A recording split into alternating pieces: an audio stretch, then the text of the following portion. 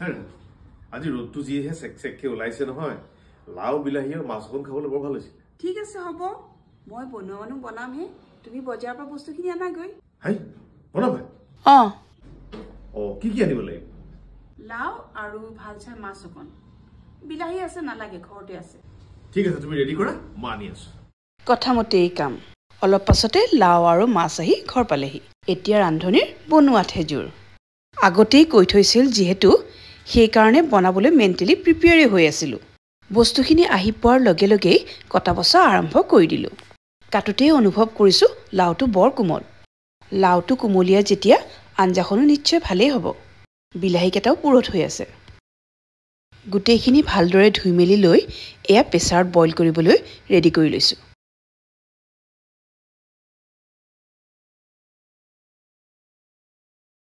ডাঙৰ মাছৰ পিচকেটাৰ লগতে ভাগুন মাছো কেইটামান লৈ আহিলে দেখোন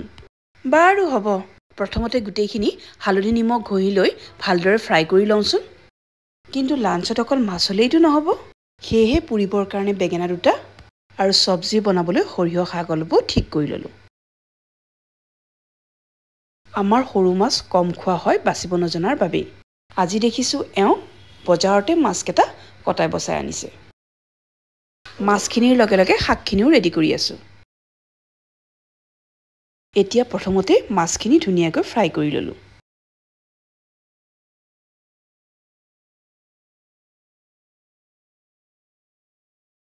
কাষতে আনখন কেৰাহী পাতি সৰিয়হ শাকখিনিও বনোৱাৰ কাৰণেও যা যোগাৰ কৰি লৈছোঁ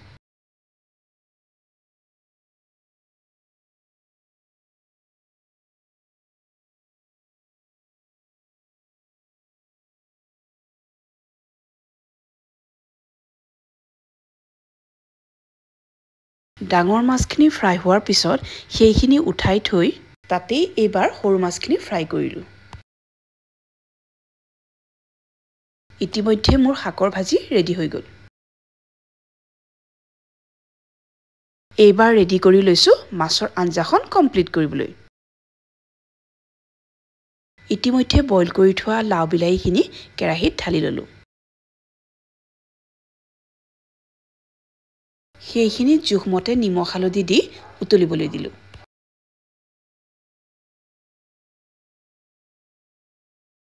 এতিয়া আহিল বেঙেনা দুটা পুৰাৰ সময় বজাৰত এই ষ্টেণ্ডডাল ওলোৱাৰ পাছত গেছৰ ওপৰত বেঙেনা পুৰিবলৈ কিন্তু বৰ সুবিধাজনক হ'ল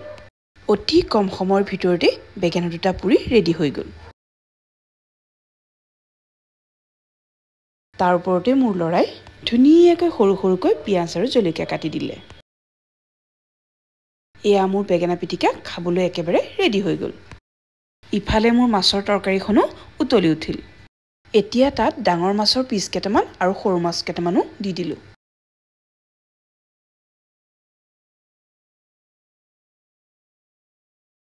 এইখিনি গেছৰ পৰা নমোৱাৰ আগে আগে ওপৰত অলপ ধনিয়া পাত ছটিয়াই দিলোঁ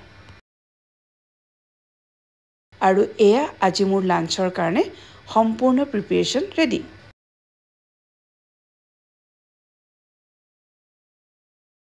ডাইনিং টেবুলত এওঁলোকৰ সন্মুখত গোটেই খোৱাৰ বস্তুখিনি ভালদৰে সজাই পৰাই দিবলৈ পালে মোৰেই ভাল লাগে দিয়কচোন এনেকৈ আজি দুপৰীয়াটো পৰিয়ালৰ আটাইকেইটাই একেলগে বহি ধুনীয়াকৈ লাঞ্চ কৰিলোঁ আৰু মনে বিচৰা ধৰণে মই মাছৰ আঞ্জাকণ পাই মনটোও ভাল লাগিল বন্ধৰ দিনটোত দুপৰীয়াৰ ভাত সাজ মনে বিচৰা ধৰণে খাবলৈ পালে অলপ ফূৰ্তি লাগে আৰু দিয়কচোন